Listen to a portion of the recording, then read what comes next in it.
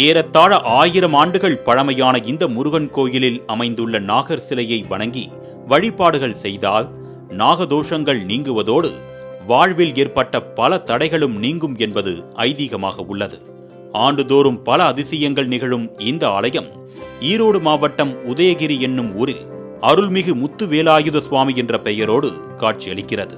சிறு குன்றின் மீது அமைந்துள்ள இக்கோவிலின் கருவறையில் முத்துவேலாயுத சுவாமி நின்ற கோலத்தில் வலது கையில் தண்டத்தை ஏந்தியும் இடது கையை இடுப்பில் ஊன்றியபடி காட்சி தருவதோடு சுவாமி சந்நிதியின் இருபுறமும் தெற்கே காசி விஸ்வநாதரும் வடக்கே விசாலாட்சியும் தாயும் தந்தையுமாக அருள்பாலிக்கின்றனர். ஒவ்வொரு வருடமும் இங்கு நடக்கும் அதிசய நிகழ்வாய் சித்திரை மாதத்தில் 13, 14, 15 ஆகிய தேதிகளில் முருகப்பெருமானின் மீது சூரிய ஒளி படர்ந்து ஆறுமுகனை தரிசனம் செய்கிறது.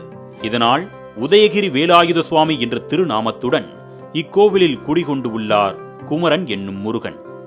சிறிய குன்றில் அமைந்துள்ள இந்த கோவிலில் கருவறை, அர்த்த மண்டபங்கள் காணப்படுவதோடு திருக்குறள் பதிக்கப்பட்ட கல்வெட்டுகளும் ஒரே நேர்கோட்டில் அமைந்துள்ள தூண்கள், மேற்கூரைகளும் காலத்தால் அழியாமல் காட்சியளிக்கிறது. பழமையான கட்டிடக்கலைக்கு சிறந்த எடுத்துக்காட்டாக விளங்கும் இக்கோவிலின் பல சிற்பங்கள் கலை அழகோடு காணப்படுவதுடன் அக்னி, வாயு உள்ளிட்ட பஞ்சலிங்கங்கள் ஒரே மண்டபத்தில் வரிசையாக அமைக்கப்பட்டுள்ளன.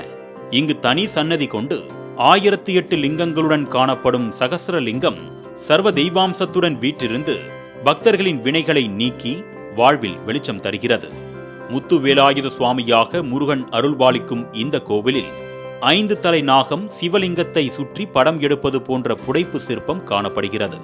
இந்த கோவிலிலும் முருகனுக்கு விசேஷமான நாட்களில் சிறப்பு பூஜைகள் நடைபெறுவது போல இந்த நாகர் சிலைக்கும் சிறப்பு வழிபாடு நடத்தி வேலாயுத சுவாமியை வணங்கினால் நாகதோஷம் நீங்கிவிடுவதாக ஜோதிட வல்லுநர்கள் தெரிவிக்கின்றனர். கொங்கு மன்னர்கள் காலத்தில் கட்டப்பட்டு விஜயநகர காலத்தில் விரிவுபடுத்தப்பட்ட இந்த முருகன் ஆலயத்தில் தைப்பூசம், பங்குனி உத்திரம், கந்த சஷ்டி, கார்த்திகை தீபம், வைகாசி விசாகம் ஆகிய அனைத்து முக்கிய பண்டிகைகளும் சிறப்பாக கொண்டாடப்படுகின்றன.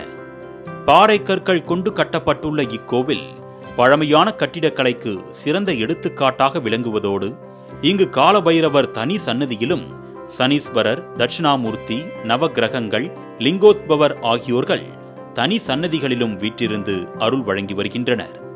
கடுமையான வெயில் காலங்களிலும் வற்றாத தாமரை மலர்களோடு காணப்படும் இத்தல தீர்த்தத்தில் நீராடி வெல்லம் மற்றும் பொட்டுக்கடலையிட்டு முருகப்பெருமானை வழிபட்டால் தோல் வியாதிகள் நீங்குவதோடு சகல பொருளாதார கஷ்டங்களில் இருந்தும் விடுபடலாம் என பக்தர்கள் நம்பிக்கையுடன் கூறுகின்றனர்.